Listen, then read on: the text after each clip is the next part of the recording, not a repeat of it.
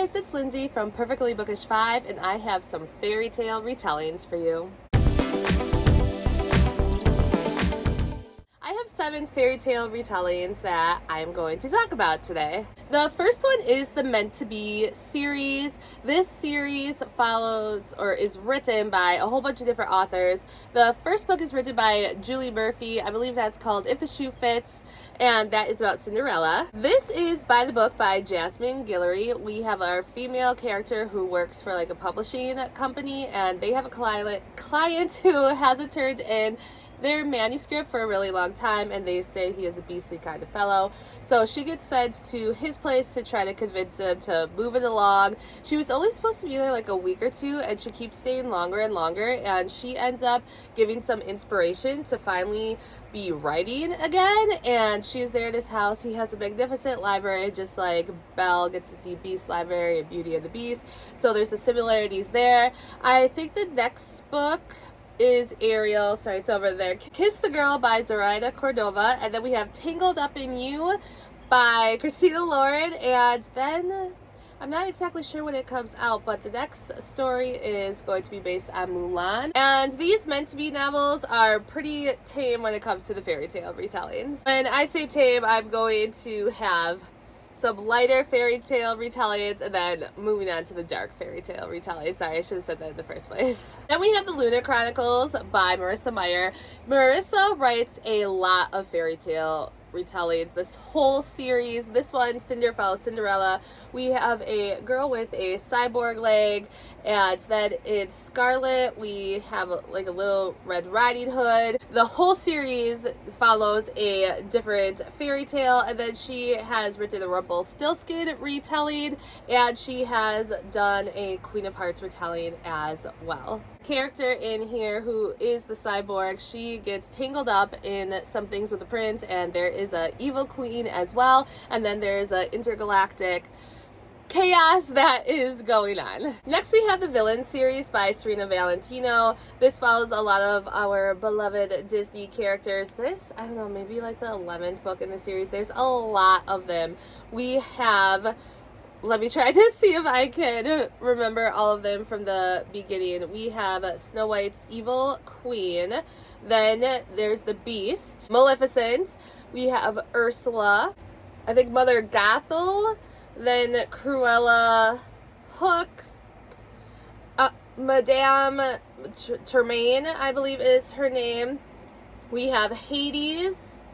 And Gaston is the most recent one. In, I want to say July, the Queen of Hearts comes out, and there's still more villains. Like they did the Beast. I know he is human as well as the Beast, but I wonder if they're going to do Scar or Dr. Facilier. We have the villain from Mulan as well, so she could keep continuing with the series. This series is fun because she gives the villain's backstory, so you find out why they turned in the villain that they are today.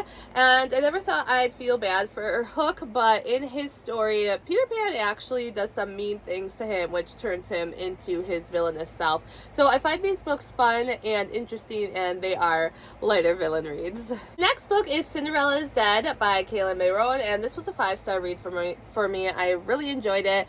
This is starting to get darker here with these books that I'm going to show you.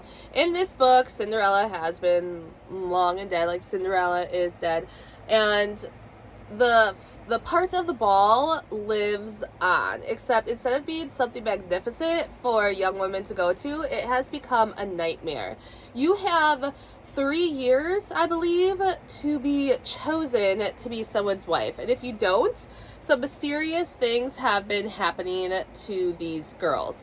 So their first year, they go in, and it's more just like they're paraded around, and a guy of all ages could go and pick you to be his wife. And like I said, after 3 years, if you're not picked, you're kind of shunned away, and then some of these girls are disappearing. So our main character, she doesn't even want anything to do with this, but she is thrown into the mix. So these balls are still such a big to-do, but for a lot more scary reasons than the fun ball that Cinderella got to go to and dance with her prince. said, this was a 5-star read for me, and I would definitely recommend it. We have Poison by Sarah Pinborough. This is part of a trilogy. Beauty and Charm are the other books in the series. What first intrigued me why I picked up the book in the first place is this cover. I really liked it. I remember getting it too. I was at Half Price Books for the very first time since I've got into reading again. This was back in like 2015.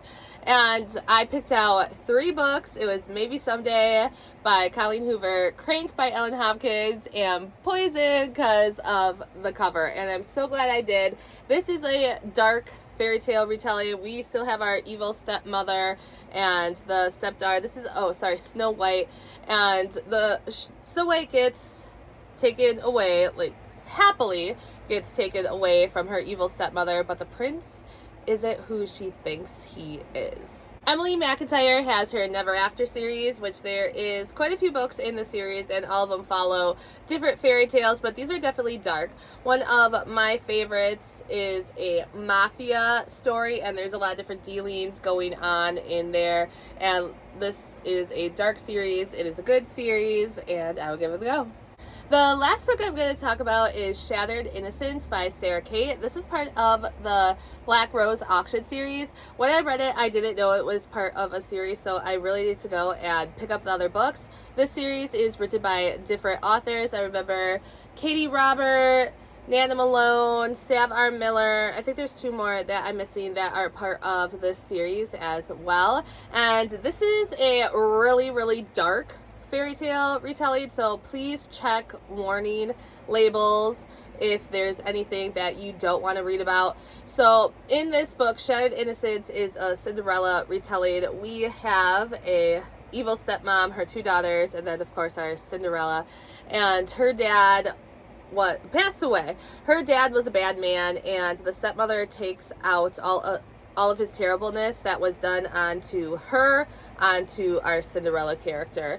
And she decides that she wants money and she doesn't need a housekeeper, so she's going to put up her stepdaughter for auction. There is actually a twist in there where our Cinderella character and one of our evil stepsisters actually, they're in love with each other. So the stepsister is trying to do everything that she can to convince her mom not to sell Cinderella, or Cinderella character, sorry, I forgot their names, so names that don't always stick with me, so that's why I'm saying our Cinderella character. But then our stepsister goes to a person who she knows is very, very rich. She's known him for other reasons that we find out later, and she tries to convince him to come to the auction and buy her. She gives him this trinket, make up for the money in another way, and he does go to the auction, and what she has to do at the auction is very degrading, and everything goes from there. It is dark and bad stuff does happen, but some good happens in there as well, and I liked it. I enjoyed it. That was my second Sarah Kate book, and it made me want to go and read the other books in the series. So there are just a few of the fairy tale retellings that I have on my shelf. I like that it could be a light, fun story all the way to the dark end. And a couple other books that I enjoyed as well. Rune of Roses by Kate of Breen. That is a Beauty and the Beast retelling. A.G. Howard has a Alice in Wonderland retelling as well. Even though these stories have been told, I like seeing the different twists and spins that are put on them. Let me know some of your favorite fairy tale retellings below. And as always, thanks for watching, guys. I'll see you next time. Bye!